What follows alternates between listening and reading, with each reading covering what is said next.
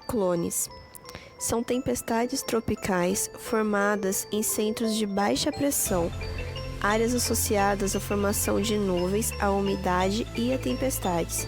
A instabilidade nessas áreas provoca uma intensa movimentação do ar convergente no seu centro, concentrando umidade e calor. Os ciclones são tempestades em forma de redemoinho. São formados por grandes quantidades de ar e água que se deslocam em movimentos giratórios muito rapidamente. São formados nos oceanos em regiões tropicais, onde a água é mais quente. Furacão, tufão e tornado são tipos de ciclone. O que muda de um fenômeno para outro é o local de origem. Também podem receber os nomes de tempestade tropical, depressão tropical, tempestade ciclônica ou ciclone tropical, também de acordo com a localização de origem. Como são formados então os ciclones? Eles têm origem nos oceanos, nas regiões tropicais e, portanto, mais quentes. As águas atingem 27 graus na superfície, evaporam e dão início ao processo de formação da tempestade. O vapor de água, quando é aquecido, sobe para as camadas mais frias da atmosfera. Depois disso, condensa-se e origina-se nas nuvens carregadas. Nesse processo, há uma grande liberação de energia, que acaba criando uma zona de baixa pressão no topo, atraindo correntes de ar que vão das partes mais altas para as mais baixas no centro da tempestade. O ar em movimento ao redor do ciclone é atraído para o centro do ciclone e ocupa o lugar do ar que subiu. No centro do ciclone, o movimento do ar é descendente, de cima para baixo, e nas paredes externas tem um fluxo ascendente, de baixo para cima. Os ciclones, eles ocorrem em quase todos os oceanos. Os locais de maior ocorrência de ciclones são no norte do Oceano Atlântico, no oeste do Oceano Pacífico, no Oceano Índico próximo à costa. E eles podem causar o seguinte: a escala Saffir-Simpson é uma tabela que é utilizada para avaliar a intensidade dos ciclones. Eles são classificados em categorias que vão de 1 até 5. Quanto maior o número, mais intensos são os danos causados pelo ciclone. Essa escala é muito utilizada para prevenir possíveis riscos de estragos a residências, prédios, construções e também para verificar se há riscos de inundações. Como vocês podem ver, essa é a tabela. Tornados. Um tornado é um fenômeno meteorológico que se manifesta como uma coluna de ar que gira de forma violenta e potencialmente perigosa, estando em contato tanto com a superfície da Terra como uma nuvem como cumulonimbus, ou excepcionalmente com a base de uma nuvem cúmulos. Sendo um dos fenômenos atmosféricos mais intensos que se conhece, os tornados se apresentam sob várias formas e tamanhos, mas geralmente possuem um formato cônico, cuja extremidade mais fina toca o solo e normalmente está rodeada por uma nuvem de pó e outras partículas. A maioria dos tornados conta com ventos que chegam a velocidade entre 65 e 180 km por hora. Mede aproximadamente 75 metros de diâmetro e translada-se por vários metros, se não quilômetros, antes de desaparecer. Os mais extremos podem ter ventos com velocidades superiores a 480 km por hora, medir até 1.500 metros de diâmetro e permanecer no solo, percorrendo mais de 100 km de distância. Os tornados, eles são observados em todos os continentes, exceto na Antártida. No entanto, a maioria dos tornados no mundo ocorre no corredor dos tornados, ou em inglês Tornado Alley, uma região dos Estados Unidos, embora possam ocorrer quase em qualquer lugar na América do Norte. Eles também ocorrem ocasionalmente no centro-leste e sul da Ásia, nas Filipinas, no norte e centro-leste da América do Sul, África do Sul, noroeste e sudeste da Europa, oeste e sudeste da Austrália e Nova Zelândia. Os tornados podem ser detectados através de radares de impulsos Doppler, assim como visualmente por caçadores de tempestades. A escala de Fujita é utilizada para medir a intensidade dos tornados, avaliando-os pelos danos causados, mas tem sido substituída em alguns países por uma nova versão da escala, a escala Fujita melhorada. Um tornado F0 ou FF, o mais fraco da categoria, danifica árvores, mas não estruturas de grande porte. Já um tornado F5 ou EF5, o mais forte da categoria, consegue arrancar edificações de suas fundações e podendo danificar seriamente arranha-céus.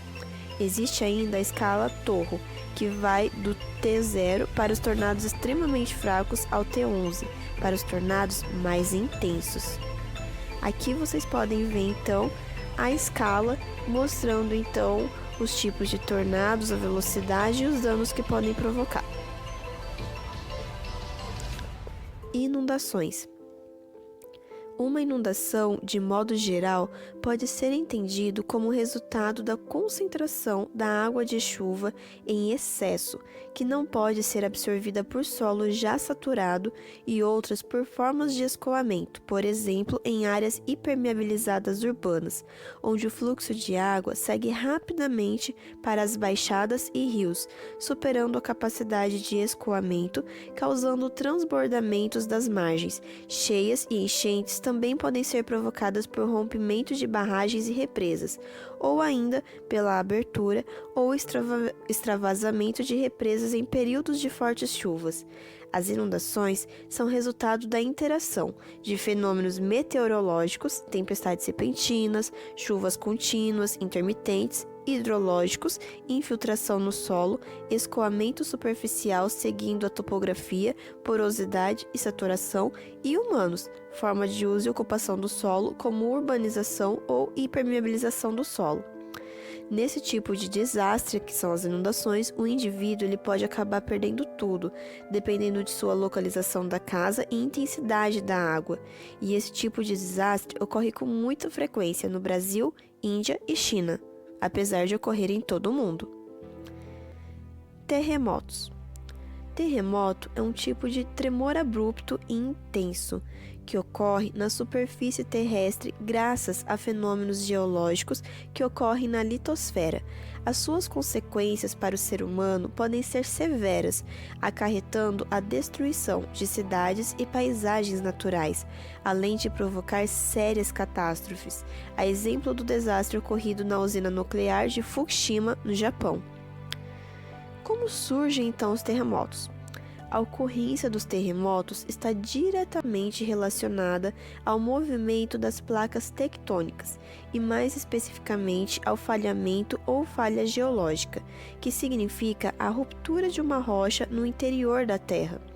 Em alguns casos, essa falha nem é visível na superfície, ocorrendo muitos e muitos quilômetros abaixo. Porém, a sua intensidade é tão grande que as vibrações produzidas podem ser sentidas no relevo.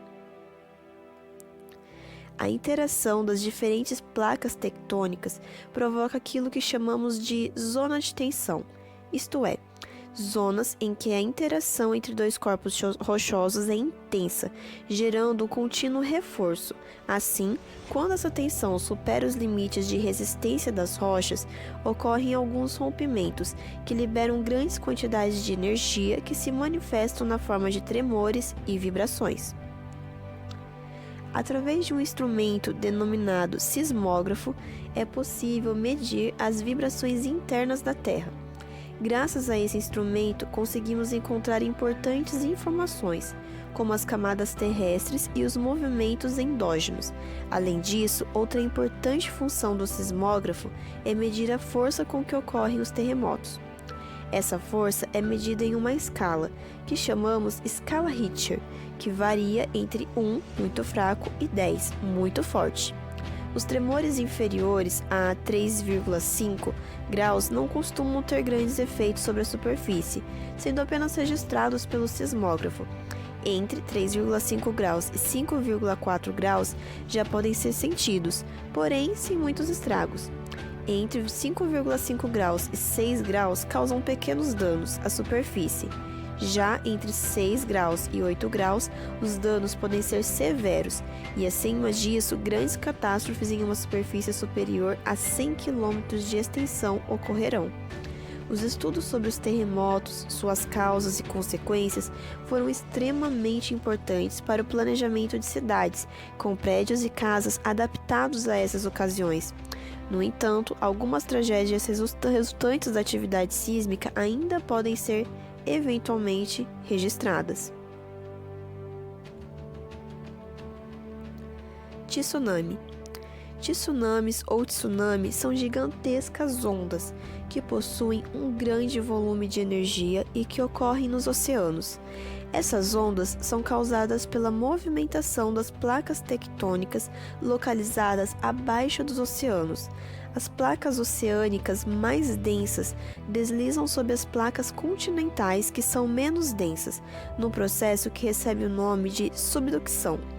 Estes terremotos marítimos, conhecidos também como maremotos, deslocam uma grande quantidade de água, formando uma ou mais ondas, que são os tsunamis, que podem atingir as costas dos oceanos, provocando catástrofes. A força de um tsunami ocorre em razão de sua amplitude e velocidade. À medida que a onda se aproxima de terra, sua altura aumenta e a velocidade diminui. Os tsunamis podem atingir ondas de até 30 metros de altura, com forte poder de destruição. Essas grandes ondas são resultado da ação da gravidade sobre a movimentação da massa de água. Outros fatores que podem desencadear um tsunami são os deslizamentos de terra subaquáticos, assim como as erupções vulcânicas. Eles ocorrem no momento em que os grandes volumes de sedimentos e rochas se deslocam e se redistribuem no fundo do mar, aumentando o volume de água. Normalmente, esse desastre ocorre com mais frequência no Chile, Indonésia e Japão. Em relação aos danos, a pessoa pode perder tudo, dependendo da localização de sua casa. Em alguns casos, o indivíduo pode perder até a vida, dependendo de onde se encontra no momento do desastre. Incêndios. Um incêndio é uma ocorrência de fogo não controlado, que pode ser extremamente perigosa para os seres vivos e as estruturas. A exposição a um incêndio pode produzir a morte, geralmente pela inalação dos gases ou pelo desmaio causado por eles, ou posteriormente pelas queimaduras graves. Os incêndios em edifícios, eles podem começar através de falhas na instalação elétrica, na cozinha, com velas de cera ou pontos de cigarro. O fogo pode propagar-se rapidamente para outras estruturas, especialmente se elas não estiverem de acordo com as normas de segurança. Por isso, muitos municípios contam com serviços do Corpo de Bombeiros para extinguir possíveis incêndios rapidamente. Os incêndios, eles propagam-se de 4 formas: por irradiação, que é onde acontece transporte de energia de forma omnidirecional, através do ar, suportada por infravermelhos e ondas eletromagnéticas. Por convecção, onde a energia é transportada pela movimentação do ar aquecido pela combustão. Por condução, onde a energia é transportada através de um corpo bom condutor de calor. Por projeção, de partículas inflamadas que pode ocorrer na presença de explosões e fagulhas transportadas pelo vento. Os incêndios florestais podem ser feitos de forma controlada ou acidental, mas ainda assim causam impacto ecológico e econômico a uma grande área. O indivíduo, nesse caso, ele pode perder muito de suas coisas, ou até mesmo tudo, dependendo de quão rápido o fogo vai ser apagado ou da intensidade do incêndio, e infelizmente algumas pessoas podem perder até a vida. E esse desastre pode ocorrer em qualquer parte do globo terrestre. Guerras, conflitos ou guerras civis. Guerra é um confronto sujeito a interesses da disputa entre 2 ou mais grupos distintos de indivíduos mais ou menos organizados, utilizando-se de armas para tentar derrotar o adversário. A guerra pode ocorrer entre países ou entre grupos menores, como tribos ou facções políticas dentro do mesmo país, confronto interno. Em ambos os casos, pode-se ter a oposição dos grupos rivais isoladamente ou em conjunto. Neste último caso, tem-se então a formação de alianças. Diz-se guerra civil de um confronto que provoca uma onda de conflitos armados, programados ou planificados entre facções, partidos ou grupos de um mesmo povo, ou ainda a que ocorre entre povos ou etnias habitantes de um mesmo país. Expressões como guerra econômica e guerra psicológica designam também os confrontos diretos provocados pelos pequenos conflitos efervescentes, agudos com ações igualmente violentas, mas sem o uso de armas, necessariamente. O confronto ou a guerra pode ter motivos religiosos, étnicos, ideológicos, econômicos, territoriais, de vingança ou de posse, quando um grupo deseja algo do outro. A Primeira Guerra Mundial, ela matou 10 milhões de pessoas. A Segunda Guerra, mais de 50 milhões. A Guerra Fria, outros 20 milhões. Segundo a ciência econômica convencional, a guerra desgasta a economia. A quantidade de conflitos e o grande desenvolvimento dos meios de comunicação no século XX permitiram sensibilizar as populações de diversos países sobre os problemas ocorridos principalmente durante a Guerra Fria e nos anos que a seguiram. Missões de paz tornaram-se comum, apesar dos diversos problemas enfrentados. Hoje, o principal produto das guerras, além da destruição, é o grande número de refugiados. A situação dos refugiados nos seus próprios países é precária e insegura.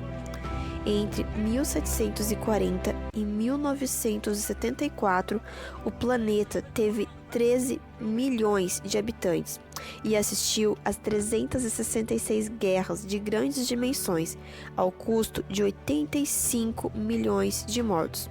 O resultado dessas guerras parece ter sido um prêmio à agressão, pois em 2/3 delas o agressor saiu-se vencedor, e quanto à duração, 67% terminaram em prazo inferior a 4 anos.